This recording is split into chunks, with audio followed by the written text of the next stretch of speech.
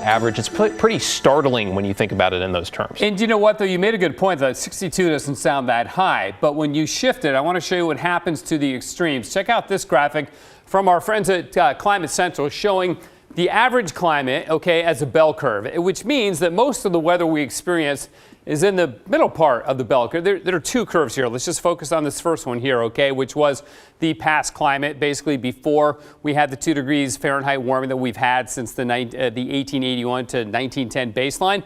So most of the weather you observe is in here, and the two overlap in that space. But when you shift it by a couple degrees, the average, look what happens to the extremes. The extremes go way up. Now, you don't get the extremes as often as you get what's in the middle of the curve here, but the extremes get hotter.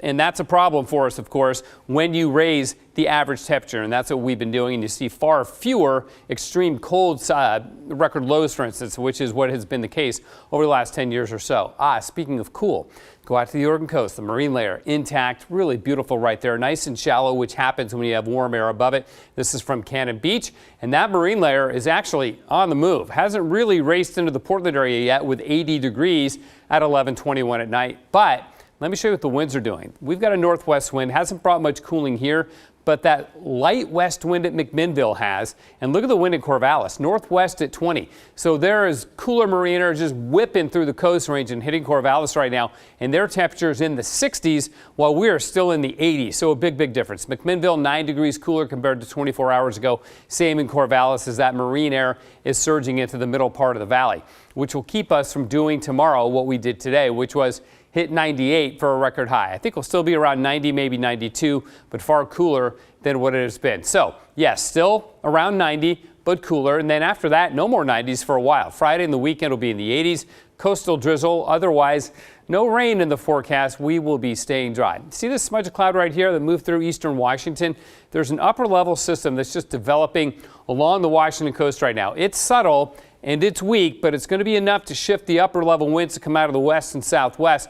That does two things. Brings that cooler marine air in, and it's going to move the smoke out too, which I'll show you. But look, we get some morning clouds coming up the Columbia on Friday morning. Strong west winds through the gorge. That is problematic for fighting the fire out there. But look at the smoke forecast. We're going to get rid of the haze a little bit tomorrow, and then it really should be gone by Friday as those westerly winds take over and push it away. And again, it's all because of this very subtle looking system right here, developing along the Washington coast and then moving in and kind of hanging around for a few days, and that will keep us out of the 90s. It is 80 right now. It's a really warm evening out there, but you know what? It doesn't feel that bad because the humidity is low. For 80 degrees at 11 o'clock at night, that is super low for us. So doing well there. And if your house or apartment, your home is still hot, should cool off overnight, will drop into the 60s. The coast will drop in the 50s, and highs will only be in the 60s tomorrow with morning fog and then afternoon sun. For the valleys, around 90, but lows in the 50s, so a lot cooler than it was during the day today. Still very warm in the Cascades and then the 70s, near 80 at Government Camp.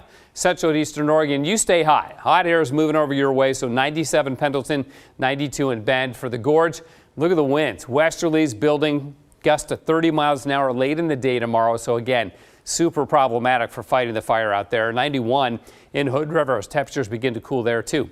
Portland 92 for a high, not as hot as today's 98, of course. Then we're in the 80s for Friday, the weekend, and beyond. There's no rain. There's lots of sun. We should be getting rid of that haze from the Canadian wildfire smoke and enjoy some pleasant July weather. Yeah, thank goodness for those overnight lows. Makes a big difference in cooling off. Yeah, sure. Thanks so much, Matt. Still to come, pop star art only seen from the sky. The story behind 22 acres, all for Taylor.